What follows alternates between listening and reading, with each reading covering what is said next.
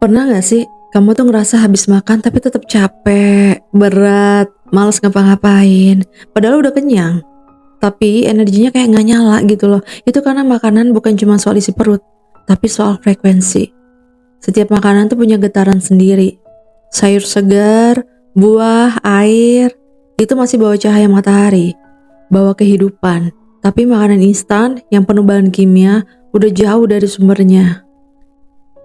Energinya turun, bahkan kadang mati.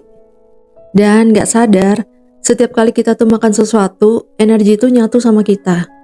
Tubuh kita tuh bukan mesin, dia antena. Nerima sinyal dari semesta lewat apa yang kita masukin. Jadi kalau asupannya tuh penuh cinta, syukur, kesadaran, frekuensi tubuh ikut naik.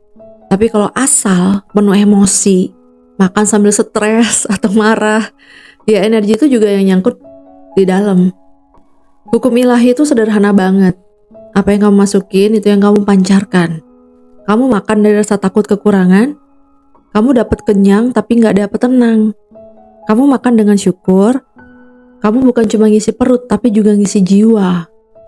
Kadang hukum energi ini halus banget cara kerjanya. Kita tuh nggak sadar. Makanan tuh bisa jadi doa, bisa juga jadi racun, tergantung niat dan kesadarannya. Makan sambil ngobrol positif, sambil doa, sambil senyum, itu udah ubah struktur energinya. Air, nasi, buah, semua tuh bisa nyimpen frekuensi kata dan niat. Ilahi tuh ciptain semuanya tuh nyambung, gak ada yang kebetulan. Jadi mulai hari ini, coba sadarin setiap suapan. Gak usah ekstrim, gak usah maksa jadi super clean.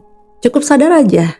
Lihat warna makananmu, rasakan energinya, ucapin terima kasih sebelum masuk ke tubuh. Karena sejatinya, makan itu ritual kecil antara kamu dan semesta.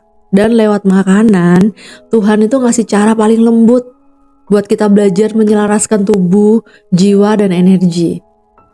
Makanan bukan cuma buat hidup, tapi buat menghidupkan, dan ketika kamu makan dengan cinta dan kesadaran, frekuensimu naik. Dan hukum ilahi pun akan bekerja lebih lembut dalam hidupmu.